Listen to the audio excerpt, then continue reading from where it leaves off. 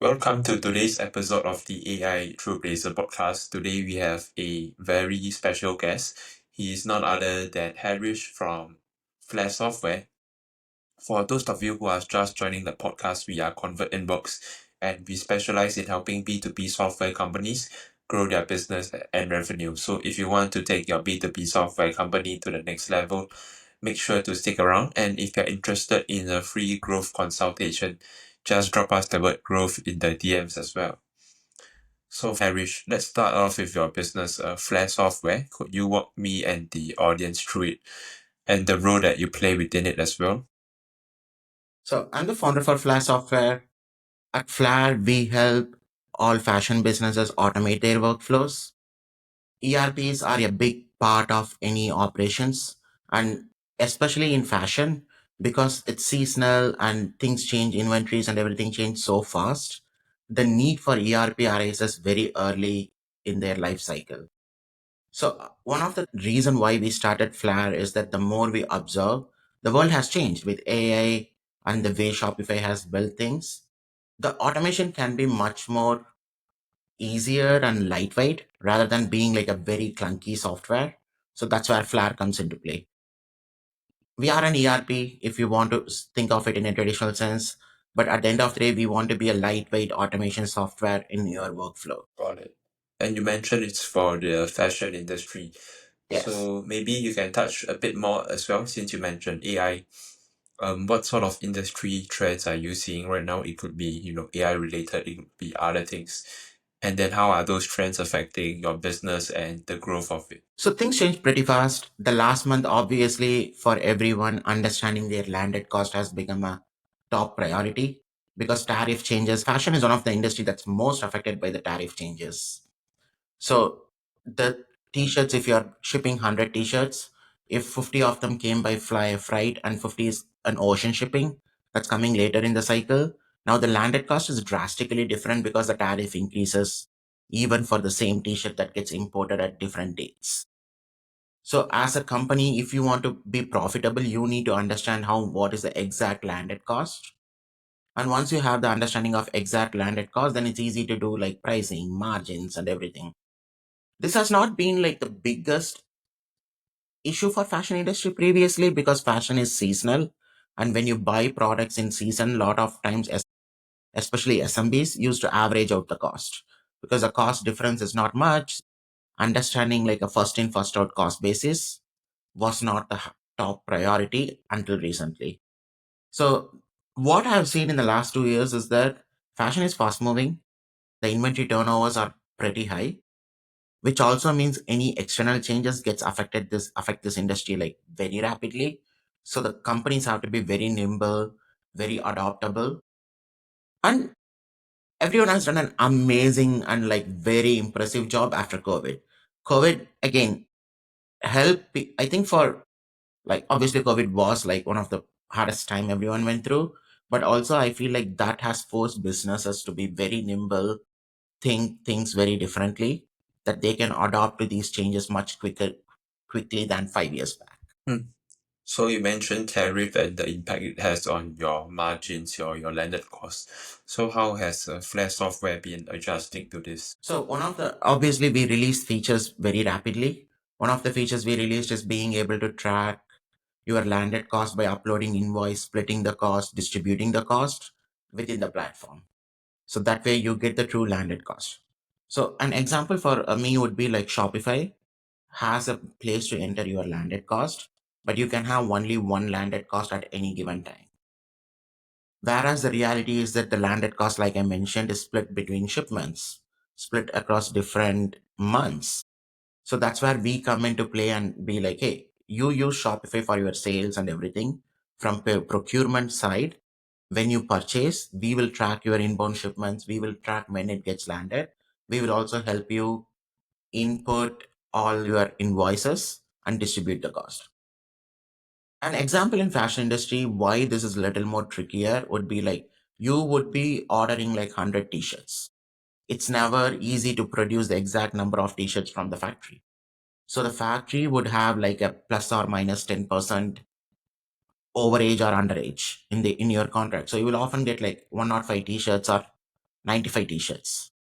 And you get those data as a part of packing list, which is like the factory usually sends like, hey, you asked me to manufacture 100 t-shirts, but this is how much we manufactured, and we are going to ship to your factory. When the factory receives, they do quality check, and again, that number is not the true number, because during quality check you might actually throw away some of the t-shirts. So now, to calculate your actual landed cost, it's not just the cost that was decided with the vendor before purchase. Now you need to actually see like how much passed the quality check, how much was the overage and underage, and then distribute the cost to understand your true value of one t-shirt, how much it costed you to produce one t-shirt. And that's where we come into play and help like do those calculations. Hmm, I see. So it's trying to solve the pain point of being accurate in pricing, and there's a lot of factors that affect that. So you're just trying to optimize the pricing for this kind of, I guess, fashion companies. So what would you say then is the goal of the company? Let's say for the next 6 to 12 months, where would you want the company to be? So the next 6 months, the things we want to build are more automations around like everyone's workflow and allow people to customize a lot. Not every fashion business operates in the same way. So I do realize that it's not going to be a one size fit all product, even within fashion industry. And again, this is where AI comes into play, right? A year back, 2 years back, saying that, hey, I'm going to customize and allow people to customize their product the way they want in terms of workflow would have been like a very tricky one to pull off and a pretty expensive one, right? That's why you have NetSuite, where you hire a solution engineer who implements these things. But with AI, things have changed. You can rapidly build those customizations, and Shopify, from their part, is exposing protocols like MCP and everything for developers to allow these rapid automations and rapid development. So, our aim for the next 6 months would be to help people automate their workflows rather than just like changing their way of working to fit to a software. Okay, interesting. So it seems to be a lot of heavy focus on the product and innovation, trying to get new features out, as well as just trying to be more in line with other major players like Shopify. Yes, we don't want to compete with Shopify. We try our best to complement Shopify. I see. Okay, important clarification there. So now let's talk a bit about your role within the company and how it fits into the bigger picture at Flair Software. So what would you say are your what does your day-to-day look like as the founder and CEO? It's very dynamic. Obviously, if you ask any founder, that's pretty much the answer you would get. Uh, some days it's heavily on like sales calls. When you have sales calls, you need to prepare some demos. You need to understand, do your own research on the company, like your customers, to understand their workflows, their pain points, and see if you can be a good fit. When there are releases, it's always like I spend the whole day with my engineering team, because when you do go through the onboarding, when you are having customer issues, it's like you need to be hands on. And those days, most of my time are just packed with coding. You try to solve those issues. And there are days like this week, for example, we have a fashion tech conference. So I just have like a bunch of meetings, networking events where you go and like try to just learn from brands on their pain points. What are the things that's slowing them down? So that would be more like Okay. just understanding industry more. Got it. So since you've also mentioned something about you want to understand what are the things that are slowing down, your peers in the fashion tech industry, maybe now you can cover also what would you say are currently sort of your biggest obstacles or blockers when it comes to growing your company to where you want it to be? So especially in the world of AI, one of the places that I see people need to improve is like tools can improve everyone's lifestyle is negotiating your contracts. Because I talked a bit about like how to get the landed cost, which is a part of the problem, right? Now people are trying to distribute their factories, have factories in different countries, and not get locked down in one countries. That means you kind of send RFPs to multiple factories, get them back, consolidate them to understand like, hey, how much each factory is quoting you, how does that impact? It's more of like a rough scratch sheet than the actual cost. And all this happens over an email.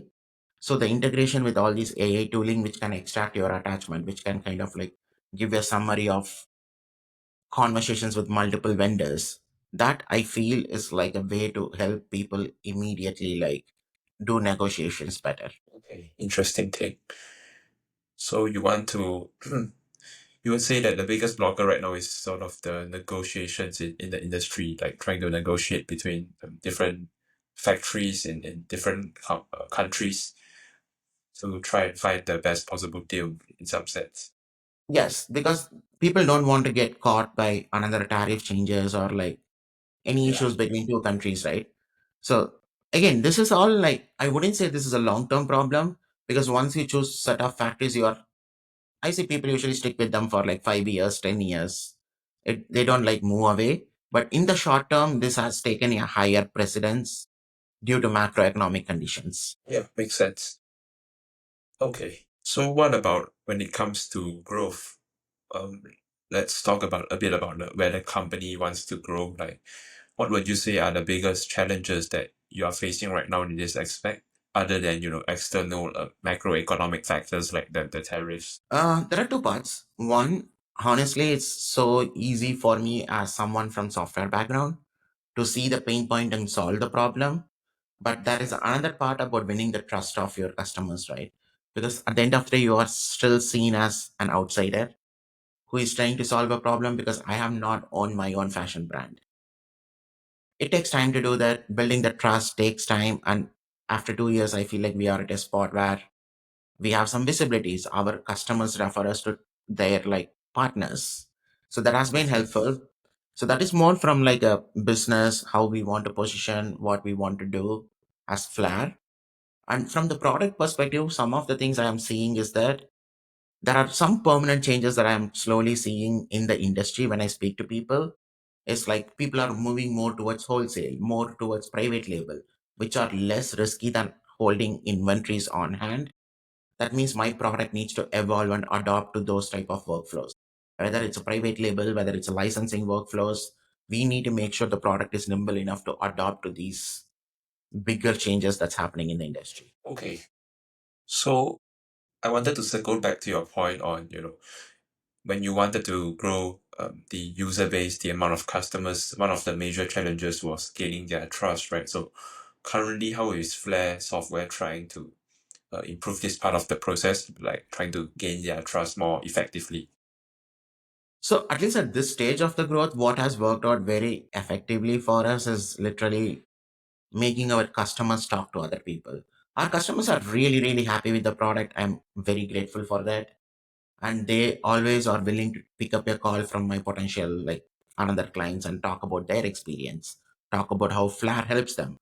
And that goes a long way when people hear from a successful brand talking about how Flair has helped them. It goes a very long way in winning the trust. The second part of it is pretty much more like having our presence felt, going for more conferences. So far we have been a bit in stealth mode for the first year and a half, where we had like 3 or 4 design partners. We kind of built the product with our design partners, and now a bit of like a sales motions comes into play. So going Okay, for conference or posting more in LinkedIn, making some videos around the product, are all like helping us improve the visibility. got it. So sounds like you have a lot of different initiatives right now, like going to conferences, physical networking, and then there's also a bit of posting on LinkedIn and stuff like that. And then also the customer testimonials and social proof aspect of things. So it seems like all of them are geared towards increasing the visibility and the brand awareness of Flair software. So, and then you also touched a bit earlier on like the product and how the latest trends have affected the growth of the company, like the tariffs. So what would you say are the is the biggest priority right now for Flair software? Let's say for the rest of the year or going into next year. So obviously, as a company, you have different pillars and different priorities for each pillar. From go-to-market perspective, right now we have a product that's pretty stable, or nearly like $70 million worth of fashion brands run out of Flair. So from sales perspective, we need to go and find all the brands which are primarily in Shopify so that we can expand the user base for the current product. From innovation perspective, like I mentioned, you have all these like MCP protocol, agent protocols, everything coming up. So we need to think through how this can improve the workflow for our users. Examples would be like packing list, and all the packing list is like factory sending, like how much I'm going to ship, which SKUs I'm going to ship, are all in a very unstructured PDF format. And you usually have an Upwork person or outsourced person who kind of enters those data manually. But with AI, you can obviously do the OCR parsing these days and fill it and make things more efficient for our users and more easier for our users. That's more of like innovation perspective and not like just feature mapping to existing product. So those are like the two pillars that are pretty important. One is like how do we keep evolving the product to the current trends, current changes in technology, and the other part is more like going and getting more people so that we can, one is sales, making people use the product. The other part is like sales is the best way to understand what the customer needs, because when you are asking for the money, that's when people actually say, these are my pain point, if you solve this pain point, I will put the money. Okay, interesting. Sounds like you've had an incredible journey so far at the Flaire Software. And you also mentioned the goal, at least for the go-to-market side of things, is just trying to um, have more people look at your product, like, increase the amount of eyeballs and attention on Flash software from, your ideal prospects. So hypothetically, let's say if you had like a magic wand to fix one thing in the business right now that's either holding you back or slowing you down to get to these goals of, having more visibility, what would that one thing be? If I have to say one thing is basically like, I can, if I probably want to go back in time and ask my customers to make intros much sooner, technically, because things have changed a lot when I just went and asked my customers, like, hey, can you make intros? Because I was so hesitant, especially not coming from a sales background, to ask for any kind of help from your customers. Even though I saw them as a partner in terms of building the product, I never saw them as a partners for sales. And that I see the effect of it right now, and I wish I have done that much sooner. I see. But that's sort of like, one of the regrets that you have had in the past, right? So I'm sure right now that at least you're trying to at least get more introductions, referrals out of your current customers already. Actually, the question was more so towards like what is currently like the biggest, I guess, blocker in this sense. I think the biggest blocker in that way is probably just having more people to set up demos, getting more demos so that we get to speak with more people. That would be the magic one, right? The moment we show people the product sells itself. The hardest part is getting people on the call and making them see the product. Got it. So it's not really a sales problem because the product is so convincing that the conversion is relatively high, but it's more of like marketing problem, like getting it in front of the right people. Yes. Overall, I feel like luckily touched so far, the conversion rate is pretty high from like the first call to closing the deals. Okay, I see. So that's actually about it, Harish, for the questions so far. Once again, thank you for agreeing to jump on this podcast and being a guest. I'm sure the audience will appreciate all of the insights that you have shared here, and they are really really valuable to understanding the fashion tech industry as well as just the fashion industry in general and how the larger macroeconomic factors have any impact on it and how technology also affects it. Thanks for having me in the podcast. I really enjoyed chatting with you. Yeah. Yeah. Pleasure to have you here. Cheers. Bye.